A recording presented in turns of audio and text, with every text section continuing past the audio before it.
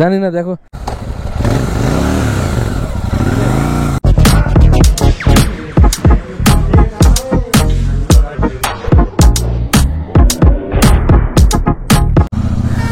Hello বন্ধুরা, সবাইকে নমস্কার। চলে এসছে নতুন একটি ভিডিওতে। অ্যাকচুয়ালি আজকের ভিডিওটি আমার কাছে খুব দুঃখেরই। আমি এখন আছি পানিট্যাঙ্কি ওভারব্রিজের নিচে, আর আমি এখন যাচ্ছি রয়্যাল এনফিল্ড শোরুমে। নকশালবাড়ি নতুন একটি রয়্যাল এনফিল্ডের শোরুম হয়েছে। আমি বাইক নিয়েছিলাম শিব মন্দির রাইডার্স কর্নার থেকে। রাইডার্স কর্নারেরই একটি ব্রাঞ্চ এখানে খুলেছে, একই মালিক। তা আমি এই নতুন শোরুমটিতে যাচ্ছি। আসলে প্রবলেম হয়েছে, আমার সুপার মিটর 650-তে আগের মতো শর্ট পিক আপ নিচ্ছে না। জানি না কেন। আমি নেপালে গিয়েছিলাম, সেখান থেকে ফেরার পথে অনেক লম্বা জ্যামে আটকে গেছিলাম। তারপর থেকে বাইকে থ্রোটল দিলে স্পিডে তো চলছে, কিন্তু শর্ট পিক আপ নিচ্ছে না। আওয়াজটা শোনো, একবার খেয়াল করো। আগে একটু থ্রোটল দিলেই 100 পার হয়ে যেত। আমি ফোর্থ গিয়ারে দিয়ে স্পিড দিয়ে চেক করছি। ফোর্থ গিয়ারে দেখতে পাচ্ছ এমনি শুধু আওয়াজটাই হচ্ছে, কিন্তু বাইকটা সেরকম ভাগছে না। ফুল পিক আপ, ফুল থ্রোটল দিয়ে রাখছি। 120-20ও উঠি নাই, 100 পর্যন্ত উঠছে। বাইকে আগে যেরকম এক ঝাটকা দিত, যে থ্রোটল দিলে ঝুলে থাকতে লাগতো বাইকের সঙ্গে, নাহলে এমনটা মনে হতো পড়ে যেতে লাগবে। কিন্তু এখন সেরকমটা কিছুই মনে হচ্ছে না। কি প্রবলেম আছে, ক্লাচ প্লেটের প্রবলেম হয়েছে কি অন্য কোনো প্রবলেম হয়েছে, এখন শোরুমে যাওয়ার পরেই বুঝতে পারবো। আমার বাইক এ পর্যন্ত টোটাল চলেছে 6586 কিলোমিটার। এর মাঝে এরকম প্রবলেম হবে এটা আমি ভাবতে পারিনি। কিন্তু এটাও হতে পারে যে জ্যামে আমি ফেসেছিলাম অনেক সময়। প্রায় 2-3 কিলোমিটারের মতো জ্যাম ছিল, মেলার জ্যাম। এর কারণে ক্লাচ প্লেটেরও কোনো প্রবলেম হতে পারে। আর কিছুদিন আগেই আমি 5000 কিলোমিটারে ব্রেক প্যাড চেঞ্জ করেছি।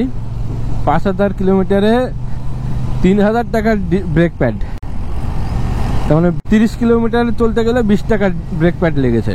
দেখা যাক শোরুমে যেয়ে।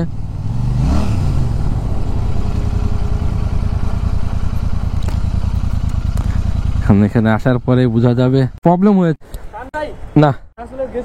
জানি না, দেখো।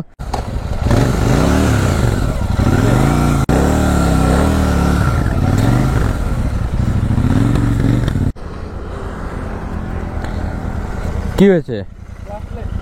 ক্লাচ প্লেট কত দাম আছে? কত?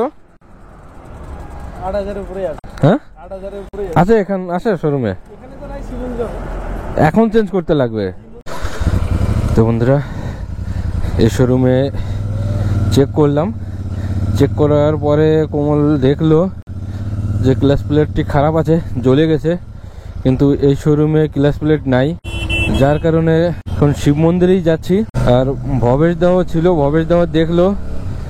দেখার পরে আমার বাইকের সব কাজ কোমলই করে, যার কারণে ভবেশ দাকে বললাম, দাদা কমলকে আমি নিয়ে যাচ্ছি ওই শোরুমে। ভবেশ দা বললো ঠিক আছে, নিয়ে যাও কমলকে। তাই আমি কমলকে নিয়ে এখন যাচ্ছি শিব মন্দির রাইডার্স কর্নারে। আর এখন আছি টোল ট্যাক্স। কমল যেরকম আইডিয়া দিল আমাকে, 8000 টাকার মতো লাগবে। তা এই 6000 কিলোমিটারে 8000 টাকার আর একটা ঝাটকা লাগলো। আমার হিসাবে তাও ঠিক আছে, যে বাইকের ক্লাচ প্লেটের কথা বলছে, যে ক্লাচ প্লেট চেঞ্জ করলে যেন বাইকটা ঠিক হয়ে যায়, প্রবলেম যেন না থাকে। তো যাই হোক বন্ধুরা, ভিডিওটি দেখতে থেকো, আর দেখা হচ্ছে রাইডার্স কর্নারে যেয়ে।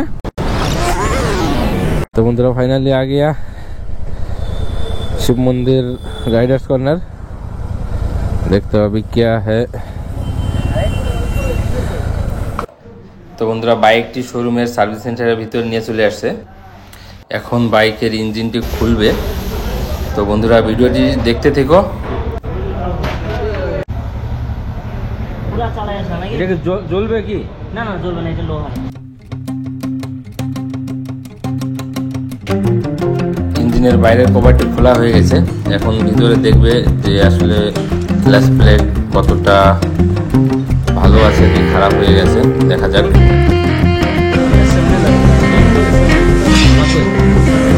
মালটা যে আছে না, এখানটা একদম প্লেন থাকবে, দেখো ছাই খাই গেছে।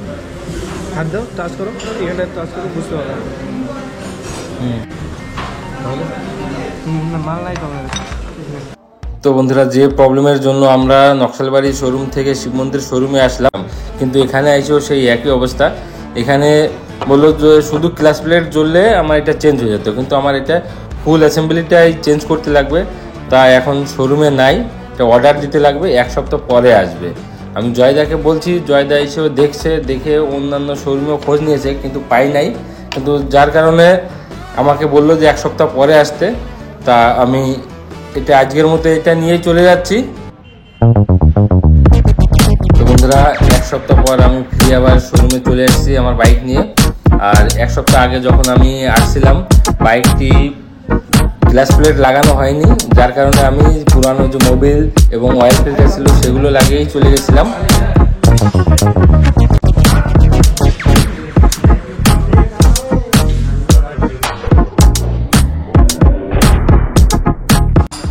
আর এই 1 সপ্তাহ আমি একদিনও বাইক বের করিনি।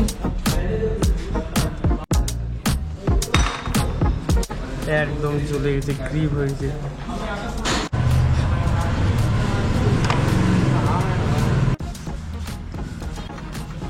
যদি শুধু ক্লাস প্লেট জ্বলতো তাহলে এই ক্লাস প্লেট চেঞ্জ করলেই হয়ে যেত, 4000 টাকা খরচা আসতো, কিন্তু আমার পুরো সেটটাই চেঞ্জ করতে লাগে। ওটাই দেখি।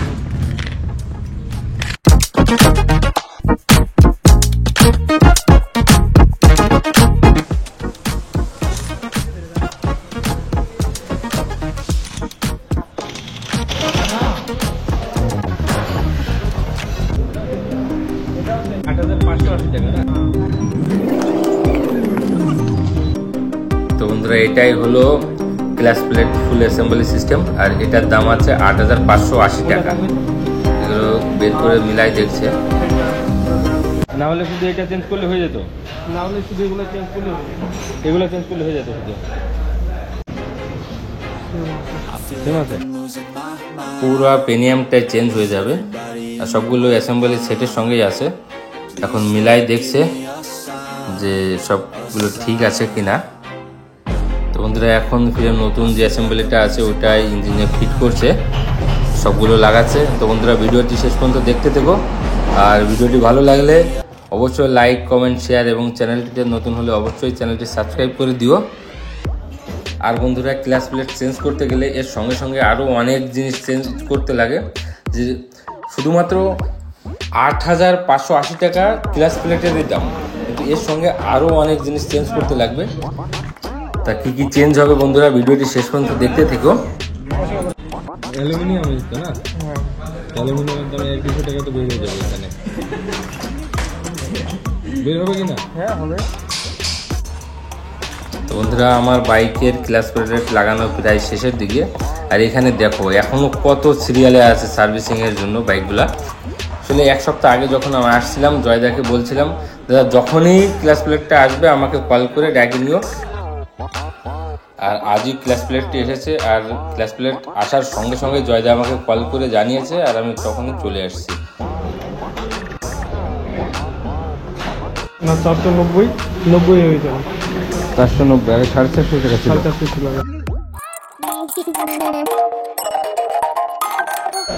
আগে এই অয়েল ফিল্টারটির দাম ছিল 450 টাকা, এখন 490 টাকা হয়ে গেছে।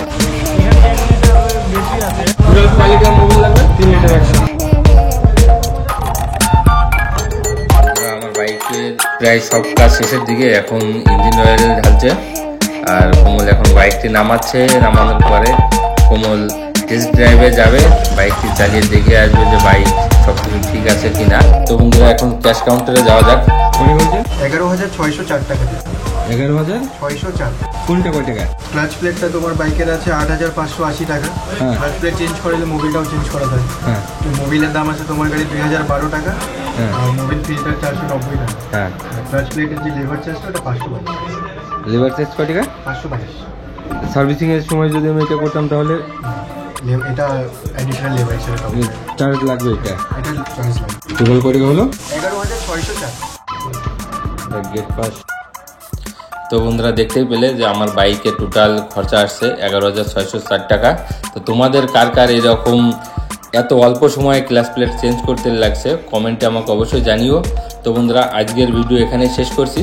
সবাই ভালো থেকো, সুস্থ থেকো, সেফ ড্রাইভ সেভ লাইফ।